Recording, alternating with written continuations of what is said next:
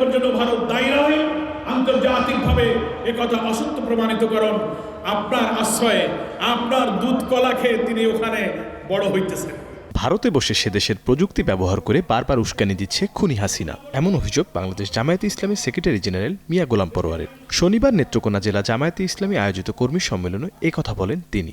তরুণ ছাত্ররা যখনই হাসিনার উস্কানি পায়, যখনই আওয়ামী ফ্যাসিবাদের গন্ধ পায়, প্রশাসনে যখন তাদের নৈরাজ্যের ইঙ্গিত পায়, তখন তারা হয়তো একটু বিক্ষুব্ধ হয়ে ওঠে। বক্তব্যে ভারতের ইন্ধনের কথা উল্লেখ করে ভারতের পররাষ্ট্র মন্ত্রণালয়ের মুখপাত্র জয়সওয়ালের বক্তব্যের প্রতিবাদও জানান তিনি। ভারত থেকেই তো ভারতের প্রযুক্তি ব্যবহার করে শেখ হাসিনা এইসব বক্তব্য দিচ্ছে, কি বলেন ঠিক কিনা? ফলে পররাষ্ট্র মন্ত্রণালয়ের মুখপাত্র জয়সওয়াল, আপনি যে বক্তব্য দিচ্ছেন হাসিনার বক্তব্যের সাথে ভারতের কোনো সম্পর্ক নাই, এই কথাটা অসত্য কথা।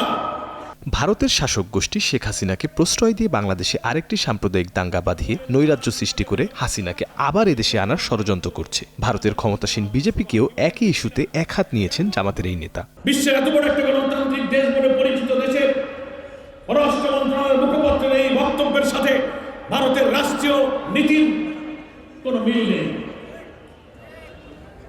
এর জন্য ভারতের পররাষ্ট্র মন্ত্রণালয় আমরা কোনো রাষ্ট্র, কোনো দেশ, কোনো জনগণকে দায়ী করে না, কিন্তু ভারত শাসন করছে যে বিজেপি চরম সাম্প্রদায়িক প্রতিক্রিয়াশীল একটি রাজনৈতিক দল হচ্ছে বিজেপি।